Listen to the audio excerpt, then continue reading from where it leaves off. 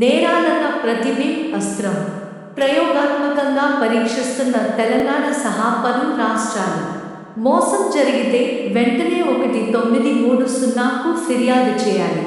నిందితులను గుర్తించి అక్కడి పోలీసులకు I4C సమాచారం సత్వరం పట్టుకునేందుకు అవకాశం.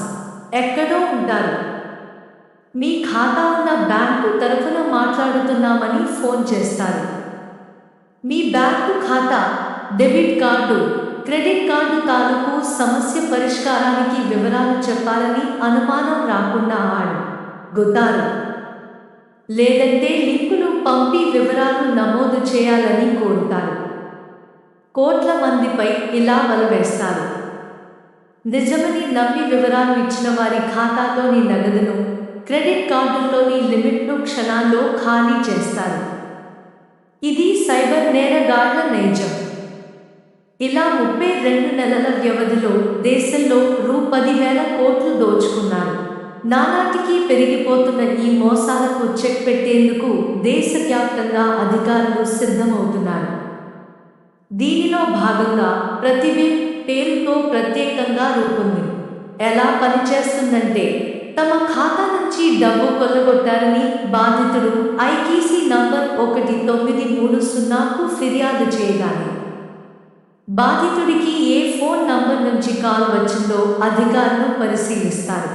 దేశవ్యాప్తంగా సెల్ ఫోన్ ప్రొవైడర్ల సహకారంతో జియోగ్రాఫిక్ ఇన్ఫర్మేషన్ సిస్టమ్ GIS ఆధారంగా నేరగాడు ఏ టవర్ పరిధి నుంచి ఫోన్ చేశాడు తదితర వివరాలు ఈ సాఫ్ట్వేర్ ద్వారా దర్యాప్తు అధికారి కంప్యూటర్పై వెల్లడవుతాయి. ఆ ఫోన్ నంబర్ ఉన్న ప్రాంత పోలీస్ స్టేషన్కు సమాచారం ఇచ్చి తమకు వచ్చిన ఫిర్యాదును వారికి పంపుతారు. తద్వారా ఆ పోలీస్ స్టేషన్ సిబ్బంది నిందితుడిని అదుపులోకి చిన్న సాఫ్ట్వేరు అన్ని రాష్ట్రాల పోలీసులకు అందిస్తున్నారు. సైబర్ నేరాల దర్యాప్తునకు ఇది చుక్కానిలా మారుతుందని అధికారులు ఆశాభావం వ్యక్తం చేస్తున్నారు. రాష్ట్రంలో గత ఏడాది దొంగతనాలు, దోపిడీల్లో ప్రజలు పోగొట్టుకున్న సొత్తు 150 కోట్ల రూపాయలు కాగా, సైబర్ నేరగాళ్లు కొట్టేసిన మొత్తం రూపాయలు 707 కోట్లు. Indian cyber crime coordination centre IC లెక్కల ప్రకారం ఏప్రిల్ 2021 నుంచి 2023 డిసెంబర్ వరకు దేశంలో సైబర్ నేరాల ద్వారా దోచుకున్న మొత్తం రూపాయలు 10,139 కోట్లు. అలానే గత ఏడాది దేశవ్యాప్తంగా జరిగిన సైబర్ నేరాల సంఖ్య 15 లక్షలు. ఈ నేరాలు ఇంతలా పెరిగిపోవడానికి ప్రధాన కారణం నేరగాళ్లు ఇతర రాష్ట్రాలు, ఇతర దేశాల నుంచి సైతం కేవలం ఫోన్లు, ఈమెయిల్ తీసుకోవడానికి, నగదు రికవరీకి అవకాశం ఉంటుంది. అదే ఫోన్ నంబర్ ద్వారా నేరస్తుడు గతంలో ఏమైనా నేరాలు చేసి ఉంటే ఈ వివరాలను ప్రతిబింబ్ సేకరిస్తుంది. వీటి ఆధారంగా ఆ ఫోన్ నంబర్ను బ్లాక్ చేయిస్తుంది. ద్వారా వలవేసి దోచుకోవడమే. వీరు ఎవరనేది ఇప్పటివరకు ఉన్న సాంకేతికతలతో పోలీసులు వెంటనే గుర్తించలేకపోతున్నారు.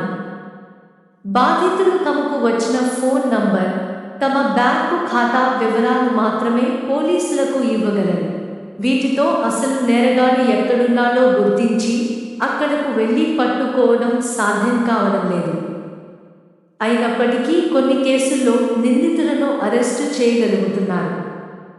దర్యాప్తులో ఎదురవుతున్న ఈ ఇబ్బందులను దృష్టిలో ఉంచుకుని ప్రతిబింబ్ సాఫ్ట్వేర్ను IC అందుబాటులోకి తెచ్చింది. ఝార్ఖండ్ పోలీసు శాఖ రూపొందించిన ఈ సాఫ్ట్వేర్ను మరింత అభివృద్ధి చేసింది. ప్రస్తుతం తెలంగాణ సహా అనేక రాష్ట్రాలు ప్రయోగాత్మకంగా దీన్ని పరిశీలిస్తున్నాయి.